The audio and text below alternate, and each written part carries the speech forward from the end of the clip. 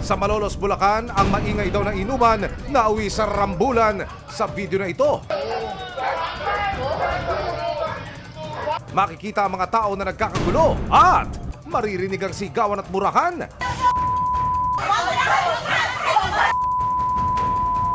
Isang babaeng nakabulagta sa sagi ang aakalaing tutulungan ng isang lalaki, pero imbes na ibangon, muli niya itong ibinagsak sa semento. Aray ko po! Ang mga resibo ng babae na nasa video, black eye, bukol at mga pasa. Maging ang kanyang kinakasama at mga menor de edad na anak nasangkot sa gulo. Sino ang kapitbahay na kanilang nakairingan? Nakarating sa resibo ang reklamo ng anak ng babaeng biktima sa video na si Nora Cleofe, 46 na taong gulang. Sinugo daw sila at ginawang punching bag ng kapitbahay sa gitna ng kanilang kasiyahan sa loob ng bahay. Nakuna ng video ang sumunod na mga tagpo. Makikita si Nora na nakandusay sa sahig habang may umaawat sa kanyang anak na babae sa gilid. Maya-maya pa, aakalaing tutulungan ng isang lalaki si Nora, pero ilang saglit pa, binagsak niya pabalik sa sementadong daan si Nora. Wild! Ano ho ba nangyari nung gabi na yun? Umiinom po kami kami mag-asawa po kasi may bisita po kami. Kumpare ko po yun. Ngayon po, nung medyo umuwi na po yung kumpare ko. Di kami na lang po mag-asawa umiinom. Maya-maya po may sumugod po sa amin. Minura po yung anak ko. Di ginawa ko po, napagmurahan po ako. Maya-maya po, hinila po yung anak ko. Pag hila po sa anak ko, di yung tumulong po ako, tinulak po ako. Naging malinaw sa inyo, Aling Cleope, kung bakit to unang sinita yung anak ninyo? Ayun nga po nakakapagtaka. Baka po iniisip nila na bisita ko lang din yung dumating. Hindi po siguro inaano nilang anak ko. Lalapitan ako ng anak ko, ayaw po nilang palapitin. Ang ginawa po sa anak ko, sinakal na pa ganyan, nakaangat na po yung paa. Hindi pa po na siya, sinuntok yung anak ko. Tapos nagwawala pa rin po yung anak ko, nagwawala pa rin po, nagmumura. Gusto pong malapitan ako eh. Gusto pong malapitan ako hanggang sa minura na po sila. Yung karapatan nila para gano'n ng anak ko. Siyempre, nabuhal na po ako, nagalit na po ako. Talagang hanggang sa pasugod na po ako sa kanila. Halos wala na pong makapigil sa akin. Una po, sinuntok po ako. Minaliwala ko po. Aliwala po. Tapos inuntog po ako sa pader. Dito po. May bukol po ako. Sige, baliwala pa rin. Nung time po na talagang pangalawang suntok sa akin, bumulagta na po ako doon.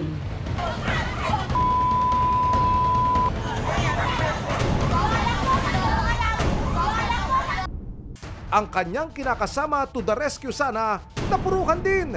Ito po yung ribs ko po. Ito, parang hinirapan pa akong huminga. Tapos ito po. Dito. Pag konektado po, pagka oras na huminga ako ng masakit po. Kinubli ko na yung aking katawan para hindi na siya dahil wala na pong malay. Ngayon, ako po, sa akin nabuntunin ng nila. Sabi dyan, mga bata yata na lagi dyan, sabi, lusig ang inano sa'yo. Hindi ko nga alam kung buhay pa rin ang asawa ko nung nagising ako, hinahanap ko sana lang ako nung parang gitanod. Ang 16 na taong gulang na anak ni Nora na nasa video ay nagpupumilit na malapitan ng ina. May natamuring ilang sugat at pasa mula sa insidente. Yung umaawat lang po ako nagulat na lang po ako, bigla po ako sinapak ng lalaki. Tapos sabay po sakal sa akin. Galit na galit po ako, gusto ko kung ano yung lalaki, wala lang po talaga akong laban. Inaawat po kasi ko nung asawa. Naawat po akong lumapit dun sa asawa niyang umaano sa nanay ko. Gawa ko na lang pong umiyak nun. Lumabas po yung anak ko yata niyang babae. Nablot po ako sa bunot po. Nablot po ako, hanggang sa napatuwad po ako.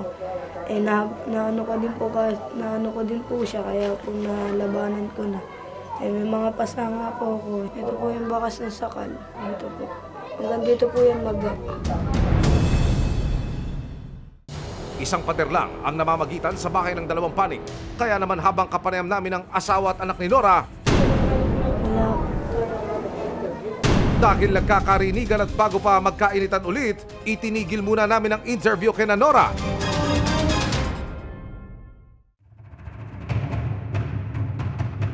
Pader lang ang pagitan ng tinitirhang bahay ni Nora at dalawang lalaking sangkot sa gulo, ang magpinsang buo na sina Darwin at Alvin Gonzales. Nagkalapagan na ang dalawang panig ng kanilang bersyon ng mga pangyari noong gabi ng July 14. Yung Alvin po, sumugod sa bahay namin. Maingay daw po kami. Dire-diretso po, wala pang pasintabi, minura kagad ang anak ko. Ma'am, hindi ako pumasok doon. Malabo. Ang nangyari ho ay Diyan lang Dito po yun. ma'am. Siya mismo ang lumalapit sa amin nanggugulo po. Kasi hindi namin po ito kilala eh. Di naman ni na Alvin at Darwin, lasing na raw si Nora at siya pangarawang naunang nanggulo. Curfew hour na po yun, ma'am. 9 to 10 na. Bali dito pa ako nakaupo ma'am. Ngayon, lumabas siya. Ngayon, minumura ako dito sa harap. Pagmumura ako, ate matulog ka. Bigla akong sinampal po. Kaya ako naman, naano ko lang siya konti. May tulak. Pero di ko po talagang gustong saktan siya. Sobrang kalasingan talaga siya, ma'am. Sa totoo lang. Sino bang makipag-away sa babae, alam mo na may kaso ka dyan? Ang say naman ni Nora, Bumulagda na po ako. Halos lupay-pay na po ako, wala na akong laban. Akala nung iba nakakakita ng video, tutulungan ako, yung pala ibabagsak pa ulo ko. balak naman daw talagang tulungan ni Alvin si Nora nang matulak at mapahiga ito sa sahig, pero Tinusok yung mata ko, ma'am eh. Hindi na Opo, sa sobrang lasing niya. Yan, ma'am. Yun, oh, yun. Siya yung nakahubad. Lasing ko talaga. Hindi pa mangyari yun, ma'am, kung hindi siya magamon dito sa amin. mula rito, nakisali na raw ang mga miyembro ng kani-kanilang pamilya kaya naging full-blown rumble na.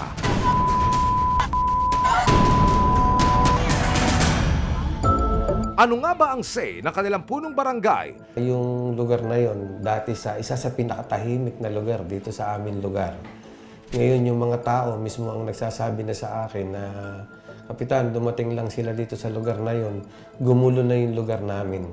Madalas may away, may bidyoke, sigawan. Sino ang tinutukoy? Parehong partido. Bali, ma'am, pareho. Sinubukan daw ng kapitan ay pag-ayos ang dalawang magkapitbahay pero desidido raw si Nora na sa pulis na magsampa ng kaso. Tumawag sa atin ng isang concerned citizen na meron nga daw na nagkakagulo.